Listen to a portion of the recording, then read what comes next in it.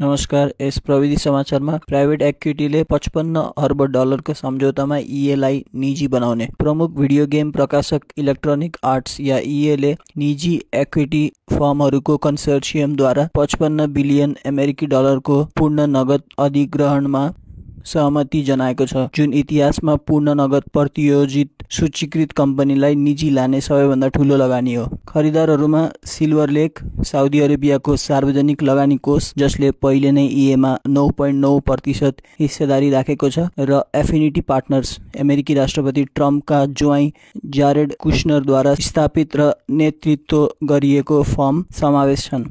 ईएको सञ्चालक समितिले अनुमोदन गरेको यो सम्झौताले शेयरधनीहरूलाई प्रति शेयर $210 प्रदान गर्दछ। रिपोर्टहरू आउनु अघि बिहिबारको $168.32 को बन्द मूल्यभन्दा 25% प्रिमियम वित्त पोषणमा खरिदारहरूबाट लगभग $36 बिलियन इक्विटी पीआईएफ को अवस्थित हिस्सेदारीको रोलओभर सहित र जेपी मोर्गन चेस ब्याङ्कबाट प्रतिबद्ध ऋणमा $20 बिलियन समावेश छ। प्रत्येक पक्षले आफ्नो इक्विटी भाग नियन्त्रित पुँजीबाट कोष गर्ने।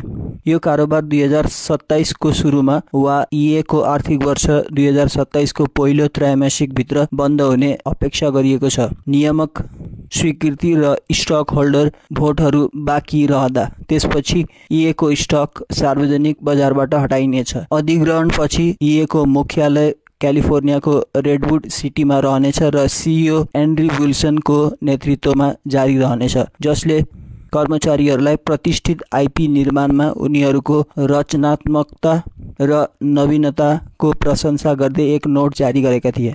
ईएको हालको प्रदर्शनले सन्दर्भ प्रदान गर्दछ। आर्थिक वर्ष 2025 मा $7.5 बिलियन अर्निङ भए पनि कर्मचारी कटौती र परियोजना रद्द जस्ता चुनौतीहरूको सामना गरेको छ।